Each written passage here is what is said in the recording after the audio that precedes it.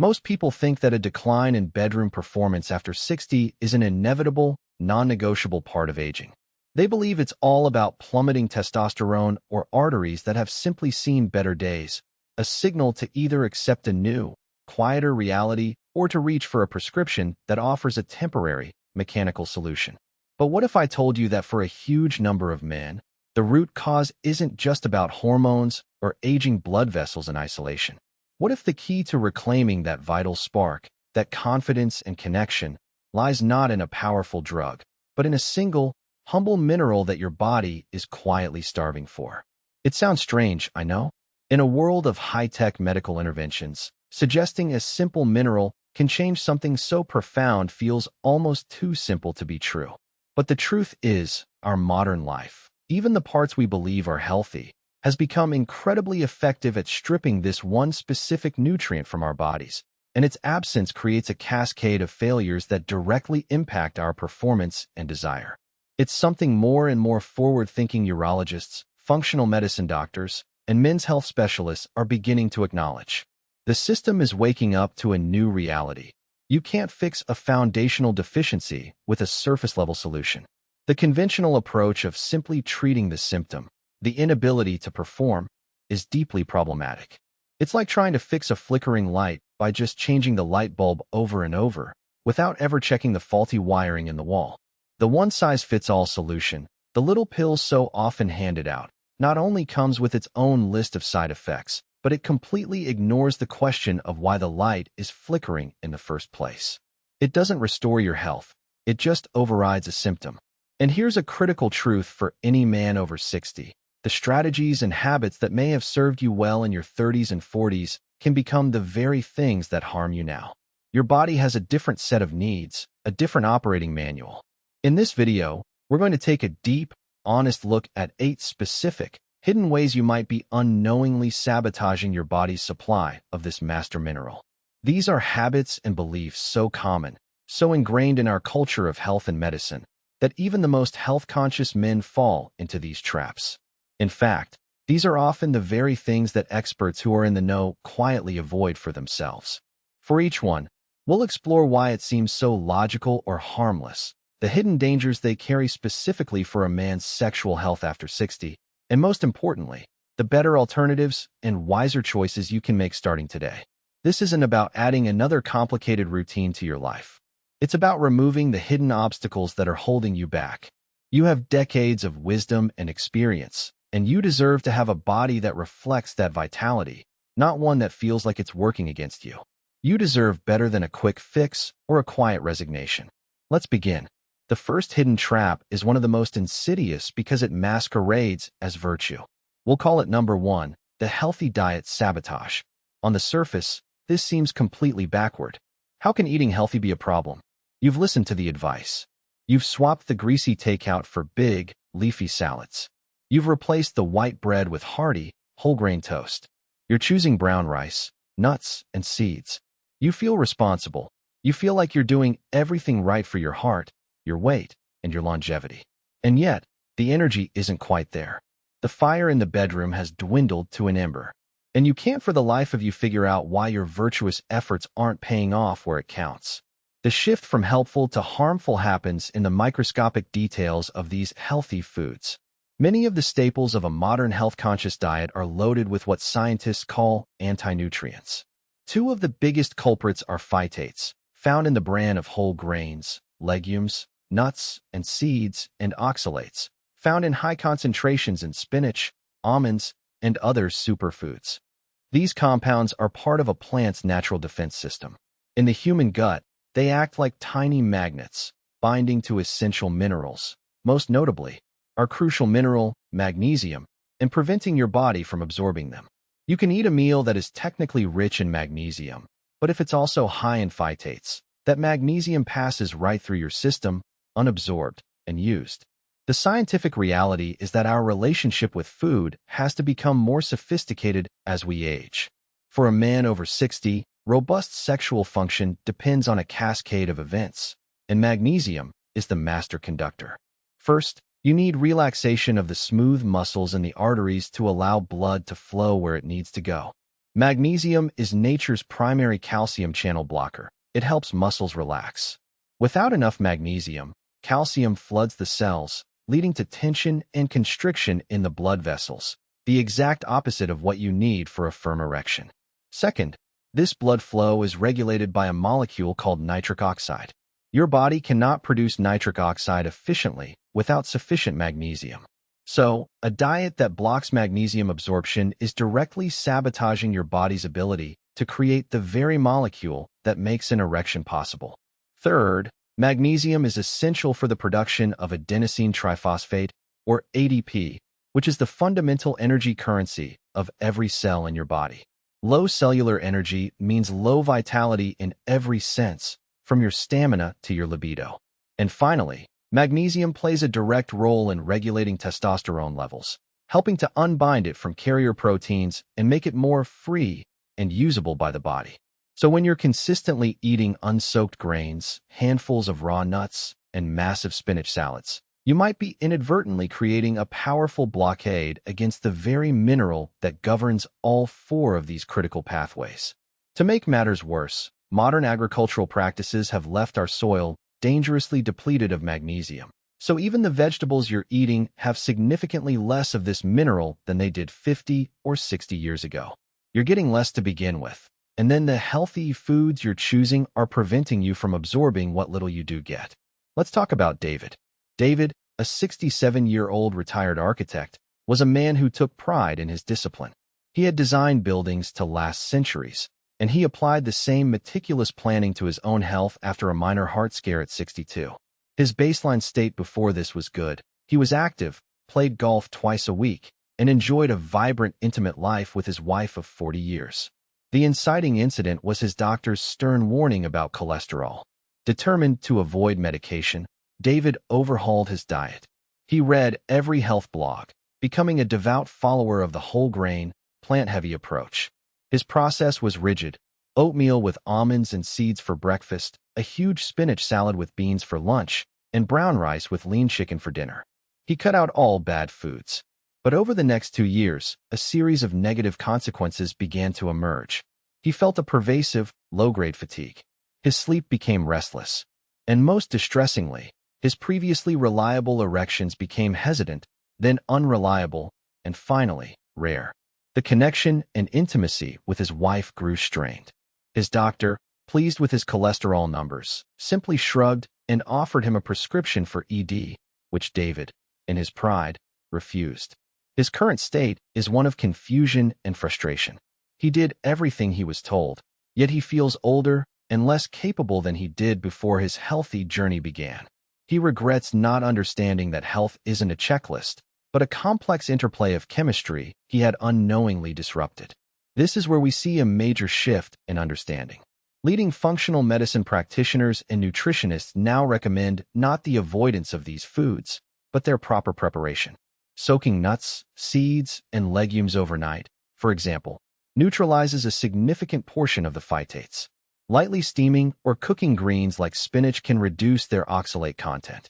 It's a return to the wisdom of our ancestors, who instinctively knew how to prepare these foods to make their nutrients more bioavailable. This evolving medical understanding acknowledges that a food isn't just good or bad. Its effect depends on the individual's body and how the food is prepared. Protocols designed for a 25-year-old athlete with a cast-iron digestive system don't apply to a 65-year-old man whose digestive efficiency and mineral needs are entirely different. This isn't about giving up. It's about getting smarter. Reclaiming your vitality isn't about a war on food. It's about making peace with it through wisdom. Choosing to properly prepare your food or to prioritize other magnesium-rich foods that are low in these anti-nutrients, like avocados, bananas, or fatty fish, is an act of profound self-respect. It's a statement that you understand your body's unique needs at this stage of life. This isn't neglect of your health. It's a higher form of attention. It's about connecting to the value of sustainable, lifelong vitality, not just chasing numbers on a lab report. It's the wisdom to see that how you eat is just as important as what you eat. Now we move to a far more direct and potent saboteur of your body's essential mineral stores. This is number 2, the prescription pill pitfall. This one feels like a true betrayal. You go to your doctor for a problem, high blood pressure, acid reflux, high cholesterol, and you trust the solution you're given. You diligently take your medication every single day, believing you are protecting your health, securing your future. It's the logical, responsible thing to do. You are following the advice of a trained medical professional. The idea that this very act of responsible self-care could be systematically dismantling your sexual health is deeply unsettling. The transition from helpful to harmful is silent and invisible. The pill that lowers your blood pressure or eases your heartburn doesn't come with a warning label that says, "May slowly drain your body of the mineral required for erections." It happens gradually, over months and years, a slow erosion of your masculine vitality that you mistake for the simple, unavoidable process of getting older. But it's not.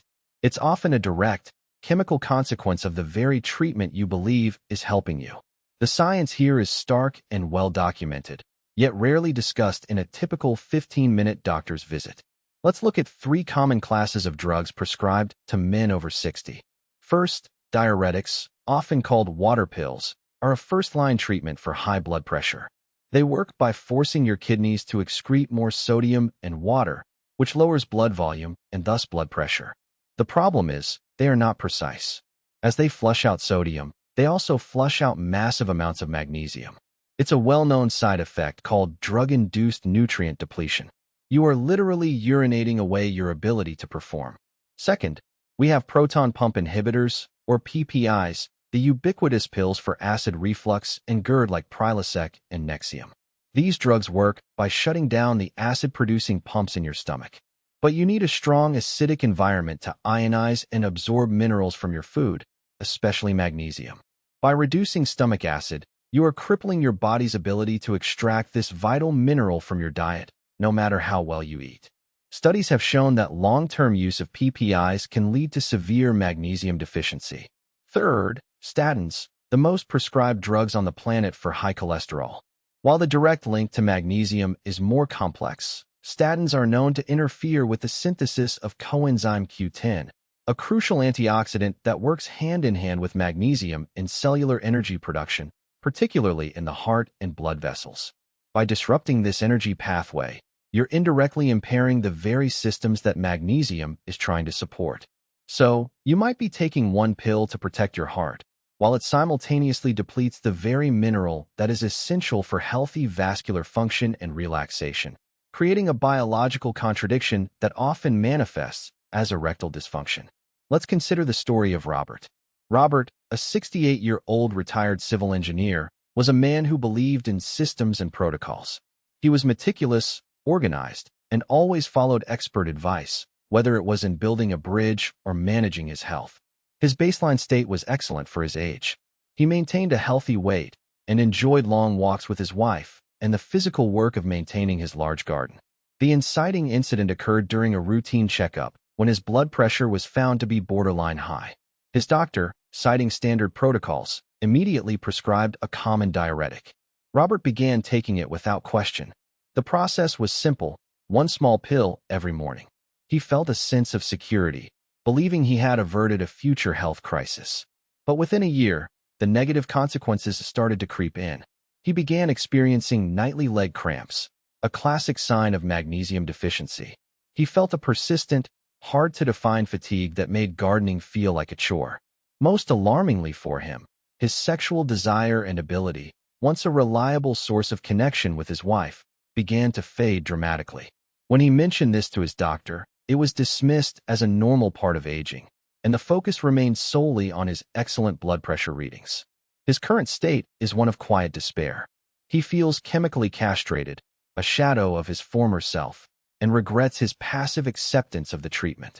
He wishes he had possessed the knowledge to ask one simple question: what is this drug taking from my body, other than the symptom? The medical community is slowly starting to grapple with this. Progressive medical associations and functional medicine experts are now loudly advocating for a more holistic view of pharmacology. Leading cardiologists, for instance, now recommend that any patient on a diuretic should also be monitored for and supplemented with magnesium. The FDA has even issued warnings about the link between long-term PPI use and low magnesium levels.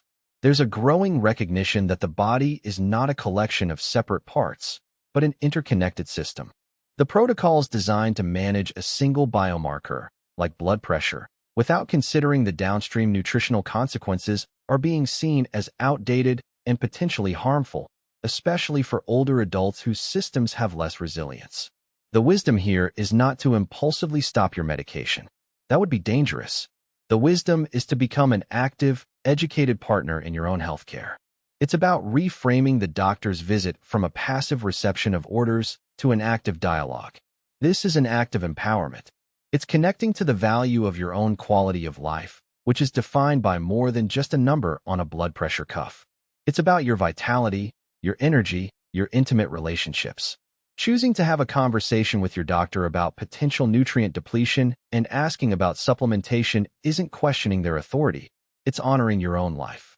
It is the courageous choice to ensure that the solution to one problem doesn't become the cause of another, far more personal one. This leads us to our third hidden enemy, a force that works silently from within, draining your resources day by day. We'll call it number 3, the chronic stress sabotage. Most men, especially those from a generation that values stoicism and resilience, tend to think of stress as a mental or emotional issue. You feel it as tension in your shoulders, a racing mind at 3 a.m., or a short temper. The common belief is that if you can just tough it out, just push through it, it's a sign of strength. It seems logical to assume that what happens in your head stays in your head. But what if that mental stress is triggering a powerful, physical chain reaction that is actively destroying your ability to perform in the bedroom? The shift from a temporary, manageable stressor to a chronic, harmful state is where the danger lies. A short-term stress response can be life-saving, but when that fight or flight system is switched on day after day, week after week, it becomes a relentless chemical assault on your body, and magnesium is one of its primary casualties. The scientific explanation for this is a devastating feedback loop. When you perceive stress, whether it's from financial worries, family issues, health concerns, or even the 24-hour news cycle, your adrenal glands release the hormone cortisol. Cortisol is the body's primary stress hormone, and one of its jobs is to mobilize energy to deal with a perceived threat. To do this, it signals your cells to release magnesium into the bloodstream. This magnesium is then quickly excreted by the kidneys. The more stressed you are, the more cortisol you produce, and the more magnesium you literally flush down the toilet. Here's the cruel twist. Magnesium itself is essential for regulating the stress response. It acts as a brake on the nervous system, calming the activity of the NMDA receptors in the brain and preventing the excessive release of cortisol. So, stress causes you to lose magnesium, and low magnesium makes you less able to handle stress, causing you to release more cortisol, which in turn makes you lose even more magnesium. It is a vicious, self-perpetuating cycle of depletion. For a man over 60, this cycle is catastrophic for sexual health. High cortisol directly suppresses testosterone production. It also promotes vasoconstriction, the tightening of blood vessels, which is the physical opposite of the vasodilation required for an erection. So, chronic stress is simultaneously depleting the mineral needed for erections, magnesium, while elevating the hormone that prevents them, cortisol. It's a perfect storm of physiological sabotage, all stemming from a state of mind. Let's look at the story of George. George, a 64-year-old former sales executive, was a man celebrated for his energy and drive.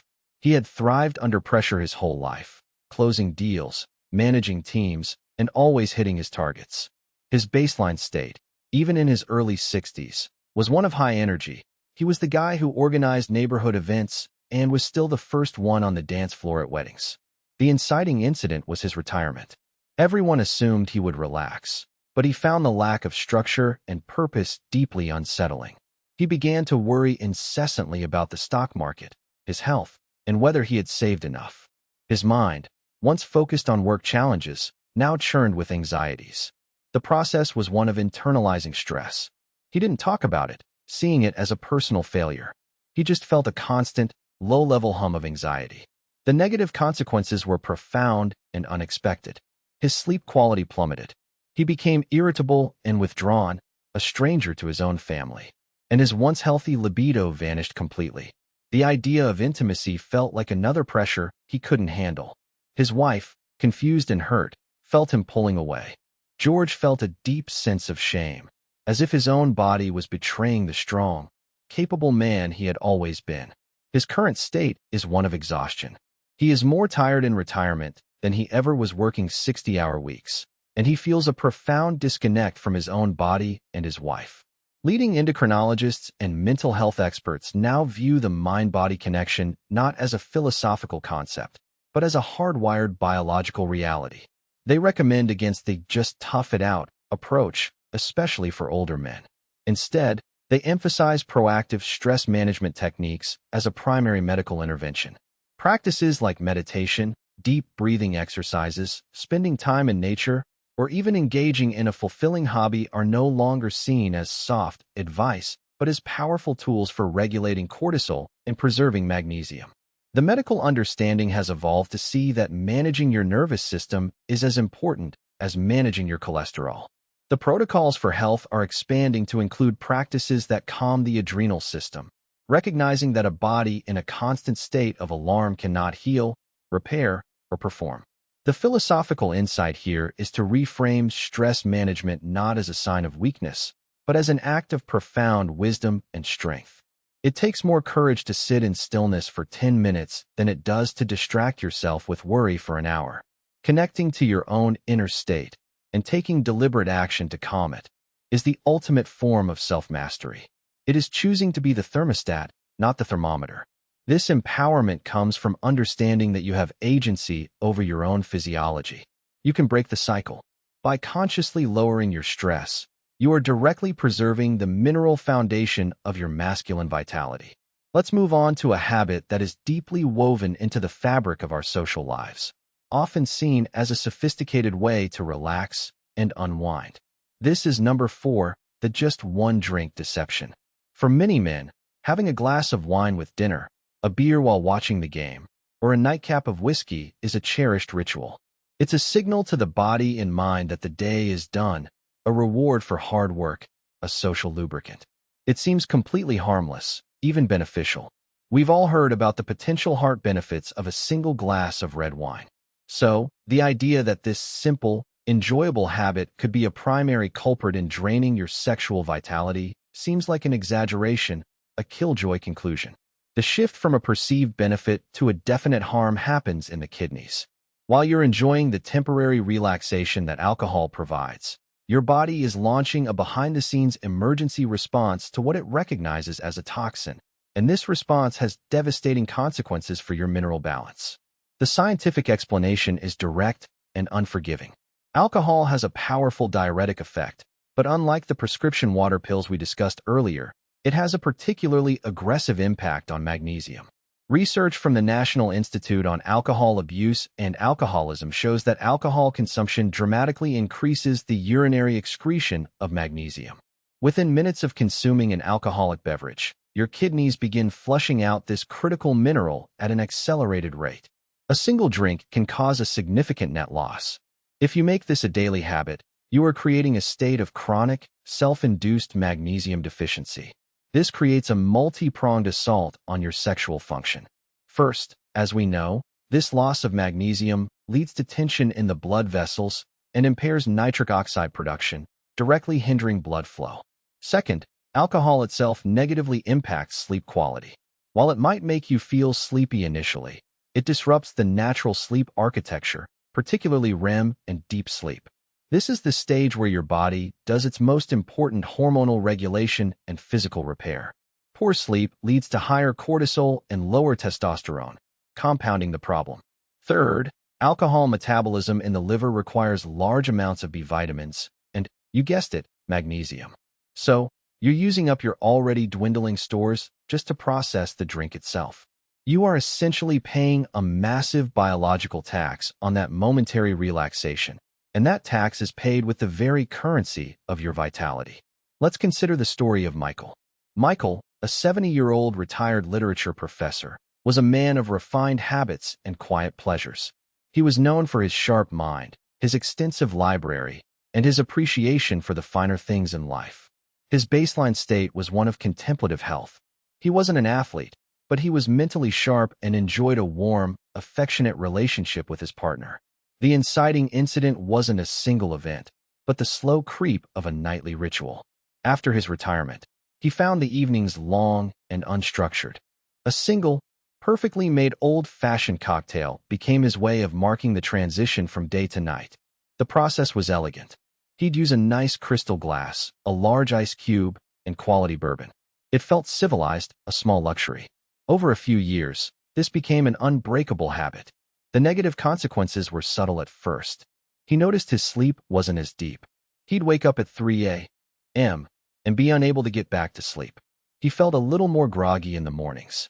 Then, he began to notice a distinct lack of interest in physical intimacy. The desire just wasn't there. When his partner initiated, he often found he couldn't respond physically, an experience that was both embarrassing and deeply saddening. He blamed it on his age, never once connecting it to his cherished nightly ritual. His current state is one of resignation. He has accepted a passionless existence as his new normal, believing it's just what happens at 70, all while unknowingly sipping on the very cause of his problem each evening. Medical associations like the American Heart Association have become much more cautious in their recommendations regarding alcohol. While they once touted the benefits of moderate drinking, the updated guidance now emphasizes that if you don't drink, you shouldn't start. And if you do, less is always better. The evolving medical understanding is that for older adults, the risks associated with alcohol, including its effects on nutrient balance, sleep, and brain health, often outweigh any potential cardiovascular benefits. The protocols designed for a resilient 40-year-old's liver and kidneys simply don't apply to a 70-year-old's. There is a lower margin for error. The philosophical insight here is about being honest with ourselves about our rituals. Is this habit truly serving you, or is it costing you something precious? Reevaluating your relationship with alcohol isn't about deprivation. It's about making a conscious choice for vitality. It's connecting to the value of clear-headed mornings, deep, restorative sleep, and the physical connection that is a vital part of a loving relationship. The empowerment comes from realizing that you can create new, healthier rituals. Perhaps it's a cup of calming magnesium-rich chamomile tea, a few minutes of light stretching, or reading a book. By choosing a ritual that nourishes your body instead of depleting it, you are taking a powerful, definitive step toward reclaiming your health on your own terms. If you're still watching this video and finding these insights valuable, it shows you're serious about taking control of your health. Please comment the number 4 below to let me know you're here and that this information is resonating with you. It really helps me know what kind of content is most useful for you. And if you haven't subscribed yet, I highly recommend you do, and also turn on the notification bell so you don't miss any of our future deep dives into men's health. Your support helps us continue creating good, well-researched content to inform and inspire you. Your engagement truly makes a difference. Now, let's move forward to the next hidden saboteur. This brings us to our 5th point, a daily habit for millions that feels not just normal, but necessary for modern life. We'll call this number 5, the coffee conundrum. That first cup of coffee in the morning is more than just a drink. It's a ritual, a jumpstart for the brain, a warm comfort that gets the day rolling. For many men, a second cup in the afternoon is the go-to solution for beating that post-lunch slump. Coffee is lauded for its antioxidants and its ability to improve focus. It seems like a harmless, even beneficial, tool for productivity. So, the idea that your daily brew could be contributing to problems in the bedroom seems counterintuitive. How can something that makes you feel more alert and energetic be a bad thing? The shift from a helpful tool to a harmful dependency happens when the dose gets too high and the timing is wrong. Your body's response to this constant stimulation begins to create a net deficit, draining the very mineral resources you need for genuine, sustainable energy and function. The science behind this is twofold. First, much like alcohol, caffeine is a diuretic. It stimulates the kidneys and increases the frequency of urination. And with that increased fluid loss comes the excretion of water-soluble minerals, including calcium, potassium, and, most importantly for our conversation, magnesium. While 1 cup of coffee might have a negligible effect, when you're drinking 3, 4, or more cups throughout the day, this mineral loss becomes chronic and significant. You are trading short-term alertness for long-term mineral depletion. The second, and perhaps more critical, mechanism involves absorption. Studies have shown that caffeine can interfere with magnesium absorption in the gut.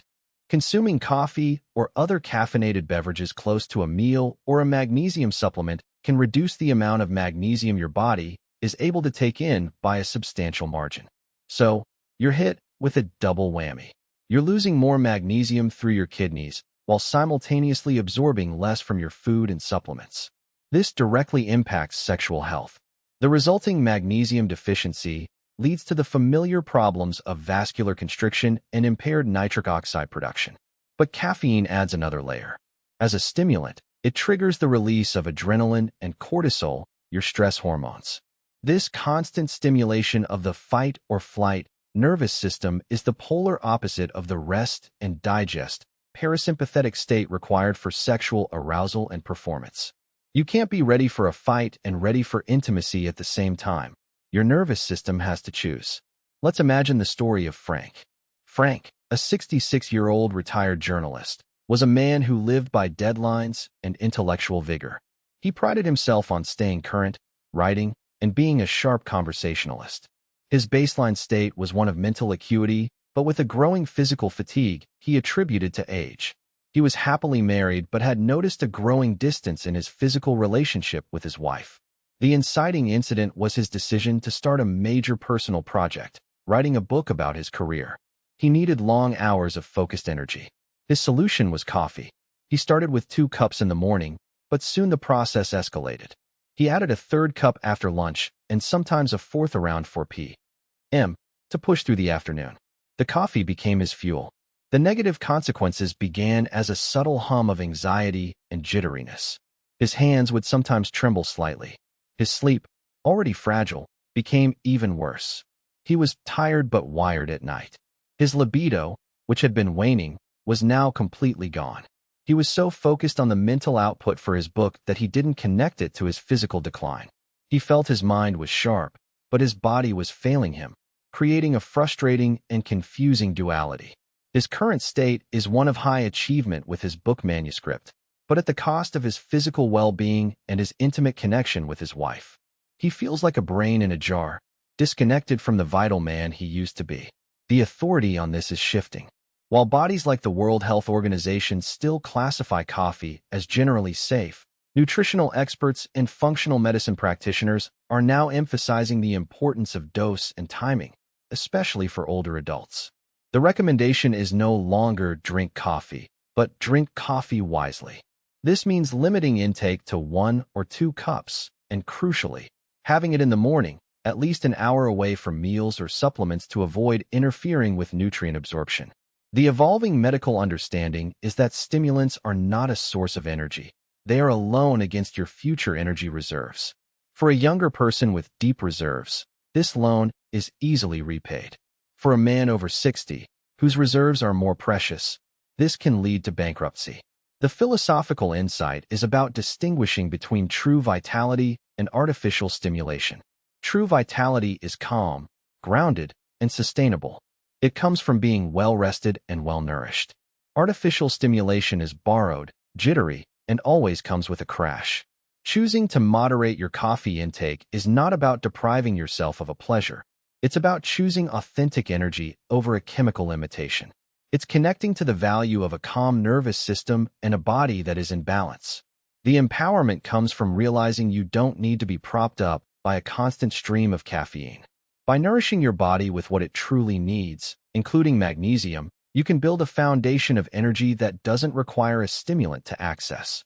Next, we address an area where good intentions can very easily lead to negative outcomes, especially as the body ages.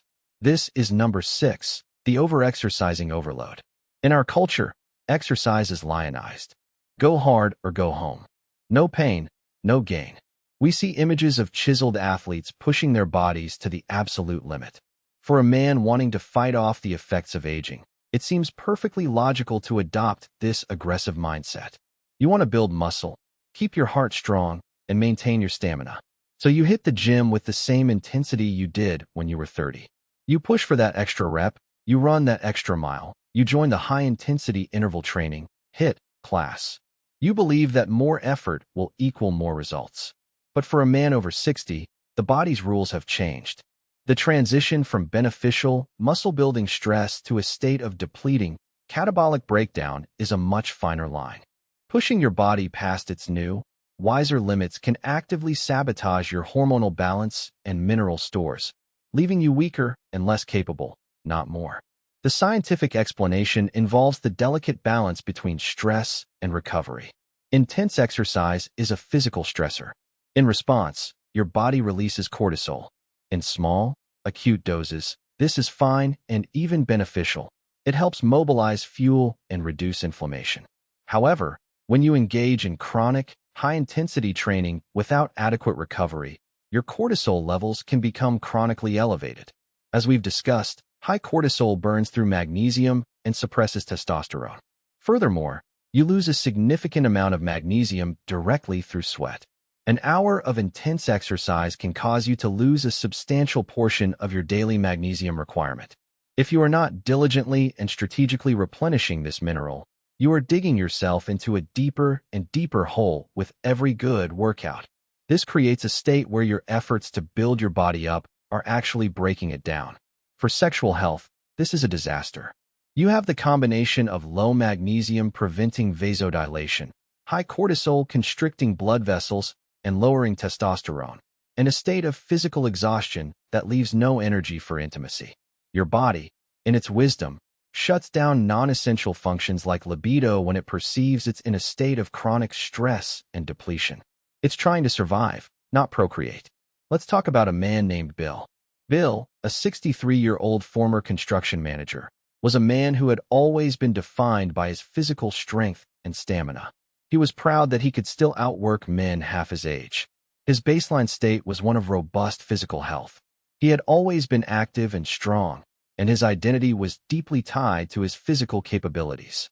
The inciting incident was seeing a photograph of himself at his 60th birthday party. He felt he looked soft and old.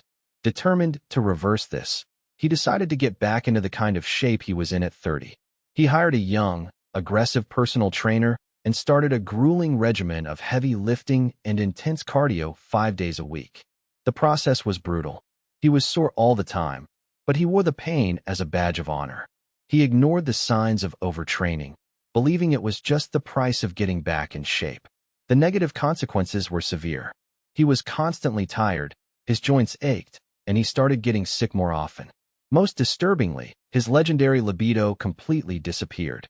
He was so focused on building his body in the gym that he had no energy or desire for his wife in the bedroom. Their physical relationship, once a source of joy, became a source of anxiety and failure for him. His current state is one of chronic injury and exhaustion. He has a torn rotator cuff and is more fatigued and less vital than before he started his intense fitness journey. He regrets chasing the ghost of his younger self instead of learning to work with the body he is now. Leading sports medicine physicians and kinesiologists who specialize in older populations now strongly advise against the no pain, no gain philosophy for men over 60. The new paradigm is train, don't drain. The focus has shifted from high intensity to high consistency. They recommend a balanced approach, resistance training to maintain muscle mass, but with more rest days, low-impact cardiovascular exercise like walking or swimming, and a heavy emphasis on flexibility, balance, and recovery. The evolving medical understanding is that for an older adult, recovery is just as important as the workout itself. The protocols are being rewritten to prioritize longevity and function over peak performance. The philosophical insight here is to reframe exercise as a form of communication with your body, not a battle against it. It's about learning to listen to its signals of fatigue and respecting its need for rest. This is not laziness, it's wisdom. It's connecting to the value of sustainable, lifelong movement that enhances your quality of life rather than detracts from it. The empowerment comes from realizing that true strength at this age is not about how much weight you can lift, but about having the energy, mobility, and vitality to fully enjoy your life, including a healthy, active sex life. By choosing a wiser, more sustainable approach to fitness, you are preserving your mineral stores, balancing your hormones, and building a body that is resilient and ready for all of life's pleasures. This brings us to a piece of health advice that has been drilled into us for decades, especially concerning aging. This is number 7, the calcium overload myth. For as long as most of us can remember, the message has been clear. As you get older, you need to protect your bones, and the way to do that is to take calcium. We see it fortified in our orange juice and milk, and the supplement aisle is lined with massive bottles of it. It seems like one of the most logical and responsible things a person over 60 can do to prevent osteoporosis and fractures. You take your daily calcium pill, feeling you are building a stronger skeleton, a scaffold for a long and active life. The idea that this very act of bone building could be hardening your arteries and softening your erections is a shocking and deeply disturbing thought. The shift from helpful to harmful occurs because of a fundamental misunderstanding of mineral relationships. Calcium does not work in a vacuum. It works in a delicate, dynamic dance with other minerals, most importantly, our star player, magnesium. The scientific explanation lies in the antagonistic relationship between calcium and magnesium. They are like two sides of a coin. Calcium is responsible for muscle contraction. Magnesium is responsible for muscle relaxation. This applies to every muscle in your body, from your bicep to the smooth muscles lining your arteries. When these two minerals are in balance, everything works smoothly. However, when you flood your body with high doses of supplemental calcium without a corresponding intake of magnesium, you disrupt this critical ratio. The problem is that calcium and magnesium compete for absorption in the gut and for transport into the cells. If there's an overwhelming amount of calcium, it will win out, and magnesium will be left behind. This leads to a state of relative magnesium deficiency, even if your dietary intake is adequate. The consequences are dire for cardiovascular and sexual health. Without enough magnesium to act as its natural gatekeeper, excess calcium begins to migrate out of the bones and into the soft tissues, like your arterial walls. This is the process of calcification or hardening of the arteries. Hard, inflexible arteries are the hallmark of cardiovascular disease and are a primary physical cause of erectile dysfunction. You are, in a very real sense, taking a supplement to strengthen your bones that ends up petrifying the very blood vessels you need to be soft and flexible for a healthy erection. You are trading bone density for vascular function. Let's consider the story of Arthur. Arthur, a 72-year-old retired accountant, was a man who lived by the numbers. He was cautious, pragmatic, and always followed established guidelines for his health and finances. His baseline state was good. He was a bit stiff but still active, enjoying gardening and playing with his grandchildren. He and his wife had a comfortable, if infrequent, intimate life. The inciting incident was a bone density scan that showed mild osteopenia. His doctor, following standard procedure, strongly recommended he begin taking 1,200 milligrams of calcium citrate daily. The process was simple: 2 large pills with his breakfast every morning. Arthur felt a sense of relief, believing he was taking a definitive step to prevent a future hip fracture. He never thought to ask about magnesium or any other cofactors. The negative consequences developed over the next few years. He started experiencing more significant joint stiffness and muscle pain. He developed a slight but noticeable increase in his blood pressure, and his ability to achieve an erection, which was already inconsistent, became virtually non-existent. He felt that his body was becoming rigid and inflexible, both inside and out. The joy and spontaneity of physical touch with his wife was replaced by a sense of mechanical failure and disappointment. His current state is one of frustration. His follow-up bone scans show minimal improvement, but he feels significantly older and less vital. He regrets his unquestioning faith in a single nutrient solution to a complex biological problem. Major research, including large meta-analyses published in journals like the British Medical Journal, has called into question the benefits of high-dose calcium supplementation for fracture prevention and has highlighted the potential for increased cardiovascular risk. Leading authorities on nutrition and heart health, like Dr. Stephen Sinatra, a cardiologist, have written extensively about the calcium paradox. The evolving medical understanding is that bone health is not just about calcium. It requires a symphony of nutrients, including magnesium, vitamin D, and vitamin K2, which helps direct calcium into the bones and away from the arteries. The protocol of just prescribing high-dose calcium is now seen by many experts as outdated and potentially dangerous. If you're finding this information helpful, please take a moment to comment the number 7 below. It's a quick way to give feedback and lets me know what topics are most important to you. The philosophical insight here is a profound one. More is not always better. Balance is better. Reevaluating your supplement regimen is not an act of defiance against your doctor, but an act of deeper biological respect for your own body. It's connecting to the value of systemic health, not just single-marker health. The empowerment comes from understanding that you are the CEO of your own body. You have the right and the responsibility to ask questions. Is this balanced? What other nutrients does this interact with? Could this be causing a problem elsewhere? By ensuring your calcium intake is balanced with adequate magnesium, you are making a choice that supports both a strong skeleton and a flexible, responsive circulatory system, the foundation of all vitality. Finally, we arrive at the eighth and perhaps most pervasive trap, a vicious cycle that ensnares millions of men and is almost universally mistaken for a simple consequence of getting older. This is number 8, the poor sleep spiral. We live in a society that is chronically sleep-deprived. We see sleep as a luxury, something to be sacrificed for work, for entertainment, for one more hour of productivity. As men get older, sleep often becomes more fragmented. You wake up to use the bathroom, you have trouble falling back asleep, your mind races. It seems logical to just accept this as a new reality. You tell yourself, older people just don't need as much sleep. You resign yourself to feeling tired all the time, and you naturally assume that your lack of energy and libido is a direct result of this poor sleep. But what if the poor sleep isn't just the cause of your problems? What if it's also the result of a specific mineral deficiency, and that this deficiency is, in turn, being made worse by the lack of sleep? This creates a downward spiral that is incredibly difficult to escape. The scientific explanation for this feedback loop is elegant and brutal. Magnesium plays a central, multifaceted role in preparing your body and brain for sleep. First, it helps calm the nervous system by binding to and stimulating GABA receptors in the brain. GABA is the primary inhibitory neurotransmitter.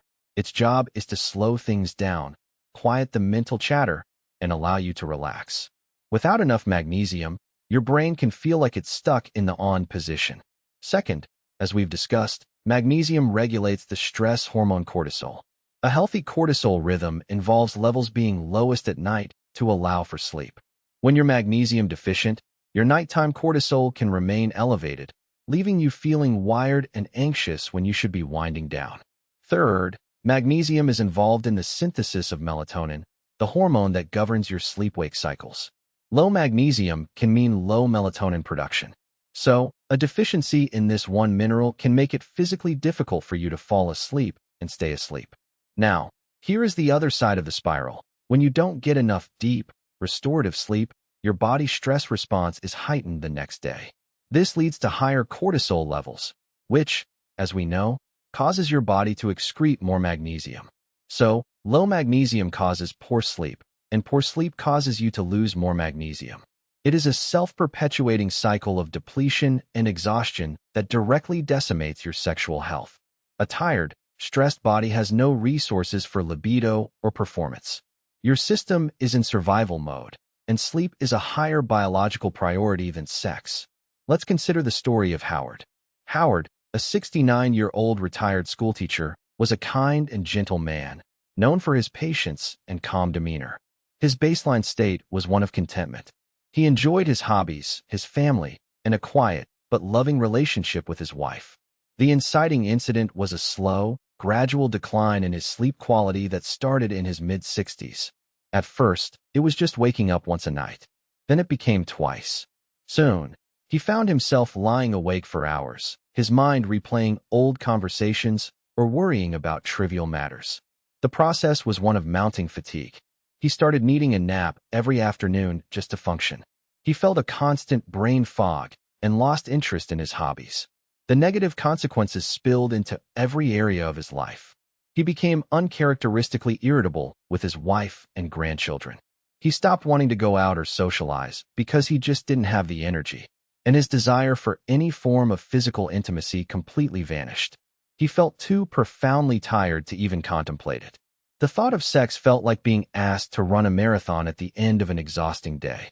His current state is one of gray, joyless exhaustion. He has accepted this as his lot, believing that this is simply what it means to be almost 70, never realizing he is trapped in a biochemical spiral that could potentially be broken. The medical community, particularly sleep specialists and neurologists, are now placing enormous emphasis on the role of magnesium in sleep hygiene. It is often one of the first things they recommend for patients with insomnia before resorting to powerful hypnotic drugs, which can have significant side effects and don't address the root cause. The authority of a pill for every ill is being challenged by a more foundational, nutritional approach. The evolving medical understanding is that sleep is not a passive state, but an active, complex biological process that requires specific nutritional resources to function correctly. The protocol is shifting from sedation to support, giving the brain the building blocks it needs, like magnesium, to regulate itself. The philosophical insight is to begin treating sleep with the same respect and seriousness you would treat diet or exercise. It is not an indulgence. It is a non-negotiable pillar of health. Reclaiming your sleep is not a selfish act. It is the most fundamental act of self-care you can perform. It's connecting to the value of restoration. You cannot pour from an empty cup. The empowerment comes from the incredible realization that you may have a powerful lever to pull. By focusing on restoring your magnesium levels, you may not only improve your sleep, but, in doing so, break the entire vicious cycle. Better sleep leads to better hormonal balance and mineral retention, which in turn leads to more energy, a calmer mind, and the return of the vitality you thought was lost to time. Getting older doesn't mean accepting decline. It doesn't mean your best years of vitality and connection are behind you. If anything, it's the time when your wisdom can become your greatest asset, allowing you to understand and work with your body in a more intelligent way than ever before. It's a time to have the courage to question the systems and the standard advice that treats everyone the same. There is a profound strength in the courage to do less of what is harming you, not out of neglect, but out of a deeper understanding of your body's intricate chemistry. You've spent a lifetime building, providing, and striving. Now is the time to learn the art of nourishing. True healthcare at this stage of life should be a conversation, not a conveyor belt of tests and prescriptions. It should be about partnership and understanding the unique needs of your body as it is today. It's about honoring your health by giving it the foundational materials it needs to thrive, rather than just chasing disease with ever stronger interventions. This is a shift from being reactive to being deliberate, from patching holes to strengthening the entire foundation. The foundation of male vitality, as we've seen, is so often connected to the presence of one simple, powerful mineral. And the path to restoring it is not about adding a new, complicated burden, but about wisely removing the hidden obstacles you may have never known were there. I encourage you to take this knowledge and use it to open a dialogue with your doctor or a qualified healthcare practitioner. Don't be afraid to ask questions. Ask if the medications you're on could be depleting key nutrients like magnesium. Ask if a simple blood test, specifically an RBC magnesium test, which is more accurate than a standard serum test, makes sense for you. When any new test or treatment is proposed, weigh the potential benefits against the burdens. Consider not just its effect on a single lab number, but its effect on your energy, your sleep, your mood, and your quality of life. Your time, your comfort, and your vitality are precious resources that deserve to be protected. You have earned the right to this wisdom. You have earned the right to live on your own terms, with a body that feels like an ally, not an adversary. This is the ultimate empowerment. It's a vision of a future that is not about resignation, but about revival. Not about depletion, but about replenishment. Not about simply adding years to your life, but about adding vibrant, connected, and powerful life to your years. It's about understanding that the quiet, consistent, intelligent choices you make every day are what truly build a life of enduring strength and passion.